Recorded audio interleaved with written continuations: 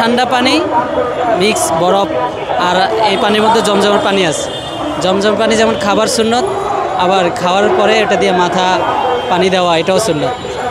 একসাথে সুন্নতও আদায় হচ্ছে, পাশাপাশি আমরা যে গরমে অনেকে হিটস্ট্রোক হওয়ার সম্ভাবনা থাকে, তো আমরা এই চিন্তা থেকে আমরা খেয়াল করছি একটু ঠান্ডা পানি সবার গায়ে মারলে একটু ভালো লাগবে, একটু ফ্রেশ কিছু।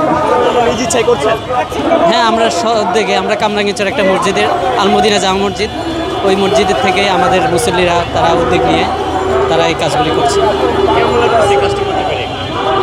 সবসময় জনগণের সেবা, রাষ্ট্রের সেবা, বিশেষ করে মুসলমানদের সেবা, সকলের সেবা করা এটা আমাদের জন্য একটা ইমানি দায়িত্ব। ইমানি দায়িত্ব আদায় করলেই খুবই আনন্দের বিষয়, এটা আমাদের কাছে খুবই আনন্দ লাগছে, ভালো লাগছে।